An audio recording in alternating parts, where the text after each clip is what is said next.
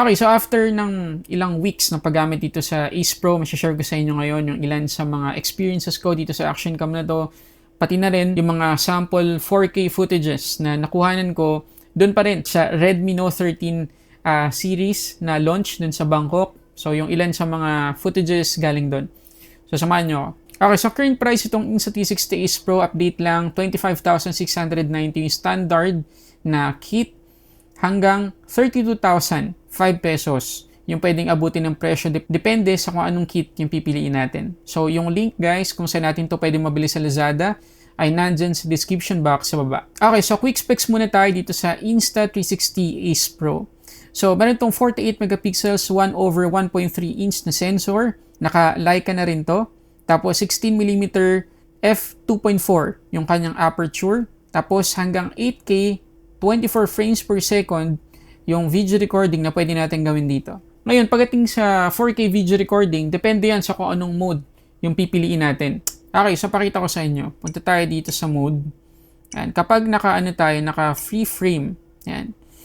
Ang advantage itong free frame ay pwede natin siyang ma-export ng 16:9 na aspect ratio or yung ratio na ginagamit natin sa paggawa ng Reels or ng TikTok videos, makikita ninyo. So kung gusto nating later na yan, pag-desisyonan, free frame mode, yung dapat nating gamitin. So up to 4K 60 frames per second yung pwede nating ma-record dito. Pagdating naman sa pure video, 4K 30 FPS naman yung pinakasagad. Kapag sinet naman natin sa standard na video recording, up to 4K 120 frames per second yung pwede, pero slow-mo na yan. Kung gusto natin yung standard, pwedeng 30, tapos pwede pa natin gamitin yung active HDR. Pero kung lalagyan natin to 60 FPS, hindi natin magagamit yung active HDR. Ngayon, napakadami yung mga AI features itong Insta360 Ace Pro na makakatulong sa video recording natin. Halimbawa, meron tong hand gestures, voice command, pwede tayong mag-pause ng recording natin or i-cancel yung recording na ginagawa natin at meron tong mga AI highlights. Pero hindi ko na yun papakita isa-isa kasi hahaba tong video na to. Magko-focus tayo sa quality at performance ng action camera na to. Okay, unang-una sa lahat guys ay yung kanyang flip screen. Okay, kumusta yung flip screen? Well, malaking tulong talaga. Malaking tulong. Ibang experience yung binibigay ng flip screen na to. Lalo na ito yung direct competitor ng DJI Action 4 o ng GoPro 12 na merong flip screen. Yung mga yun, wala. Meron silang display dito sa harap, pero ito lang yung merong flip screen na tamang-tama yung resolution at aspect ratio. Pero syempre, maraming mag-aalala sa inyo, meron ng removing part itong action camera na to. So, less na yung durability. Tama kayo guys. Nabawasan talaga yung pagiging durable nitong Ace Pro dahil sa flip display.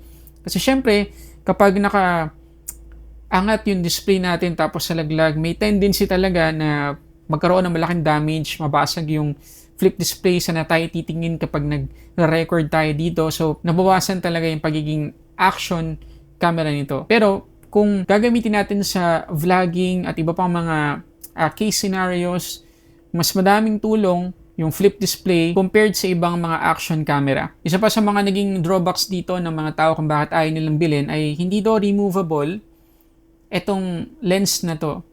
Well, dong una yun din akala ko, pero nakahanap ako sa Shopee ng pwedeng pantanggal sa lens. So para matanggal natin, gagamit lang tayo nito. Yan. So try natin ngayon. Patong lang natin siya. Yan. Tapos, ito twist lang natin. Yan. Tapos tanggal na yung lens. Pwede na nating makabitan to ng ilang mga ND filter na lens, ganyan, at iba pang mga protection. So, pwede nating ibalik yung original. Try natin.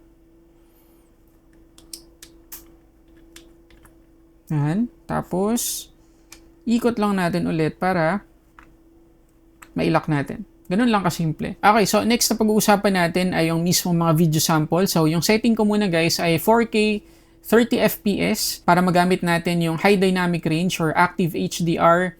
Tapos yung ating white balance, Phoenix ko sa 4500K. Tapos yung ating stabilization ay standard lang. Tapos yung color natin ay standard din at naka-dewarp yung ating field of view. Maliban sa talagang maganda yung quality ng image, ang nagustuhan ko dito sa Ace Pro 4K video recording Maganda yung pag-balance niya sa exposure natin kahit pa against the light tayo. Very effective talaga yung active HDR nito. Kahit na magpunta ako sa shaded na lugar, mapapansin niyo na hindi blown out yung paligid na nakatapat pa rin sa araw. Kahit pa indoor, yung ating recording, maliwanag pa rin, sharp yung video, at take note, hindi pa tayo naka-pure video dyan. Mamaya papakita ko yun sa inyo. ออกใกล้ไปใช่ไหม Let's jump back. Keep an eye. 1, 2, 3. Up and keep. 抬头七段新人是 Then we're going over to take a flying kissing. 很好 น่ารักมาก 啊好棒เลย请看一二三 OK one two three Okay. Stop. Ngayon, subukan natin yung pure video mode. Dati kapag gusto nating mag-shoot ng video gamit ang isang action camera sa isang madilim na lugar, na-expect mo na halos wala ka nang makikita. Pero, ibahin mo tong Insta360 Ace Pro. Tingnan nyo naman guys, very usable pa rin kahit super dilim na dito sa auditorium ng Xiaomi. Naging possible yung pure video mode dito sa Ace Pro dahil sa 5 nanometer dedicated na AI chip. Kaya hindi lang basta maliwanag yung pure video natin, stable din. Kahit pa naglalakad tayo, hindi sobrang noisy ng quality. Meron din tayong clarity zoom dito, very useful yan. Talagang lossless yung quality kasi 4K pa din yung resolution kahit naka 2x zoom tayo. At naging possible naman yan kasi nga kaya nating mag-record dito ng up to 8K video recording. Magagamit mo talaga yan lalo na kung medyo malayo ka sa subject na kinukuhanan mo. Okay, so isa pang testing dito sa ating Insta360 Ace Pro. So indoor naman to guys. Ayan, so ito yung makikita ninyong quality ng ating Ace Pro kapag mag-shoot tayo ng video dito sa loob ng bahay or basta ano siya, indoor. Kung sa coffee shop, ganyan, sa loob ng opisina, ito yung magiging quality. So yung setting ko ngayon ay naka-auto lahat, yung white balance naka-auto, yung kanyang ISO naka-auto din, yung sharpness natin naka-high, tapos 4K 30 frames per second yung ating resolution, yung ating color ay vivid. Okay, so ito yun. Tapos yung lens na ginagamit natin ngayon ay yung mismong default na lens. So ito isa sa magandang katangian or characteristic nitong Insta360 Ace Pro. Napaka-versatile niya kasi tingnan niyo, nilapag ko lang siya sa namin, dito sa upuan namin. Pwede ka na mag-shoot kasi nga yung viewfinder niya or yung display niya, ang laki. Makikita mo yung sarili mo kahit medyo malayo ka. Alam mong tama yung framing mo sa kung ano mang preference meron ka. Hindi kagaya sa ibang mga action cam na yes, merong display sa harap. Pero hindi mo masyadong makita kung tama yung framing mo kasi nga hindi 16:9 yung aspect ratio ng viewfinder na yun. Samantalang dito sa Ace Pro, kung ano yung aspect ratio ng actual video mo, yun mismo yung makikita mo dito sa viewfinder niya. So malaking tulong yun. At yun nga, dahil malaki, kahit medyo malayo ka, nakikita mo. So, ayun, palaging tama yung framing mo.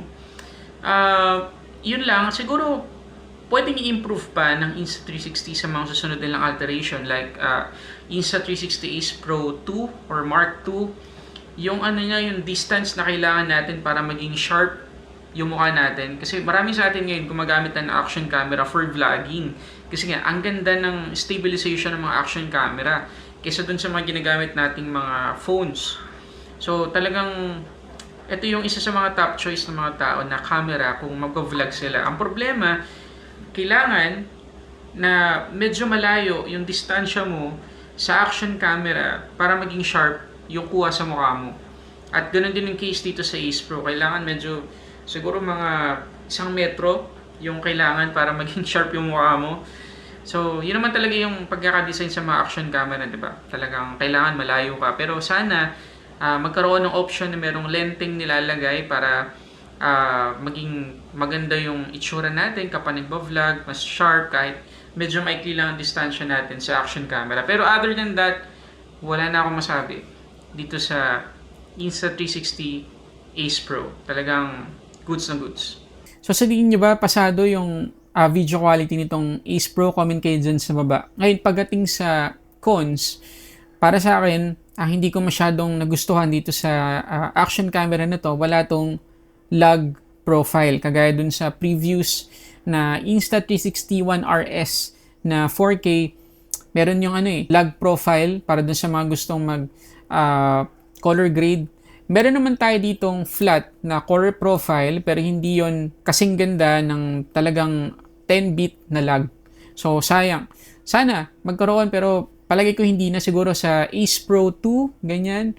Baka makita natin yung option na yon. Pero sa mga naghahanap ngayon ng magandang action camera na merong flip display, tapos merong clarity zoom, malino kahit pa mag-record tayo sa madilim na lugar, itong Ace Pro talaga yung marirecommend ko sa inyo.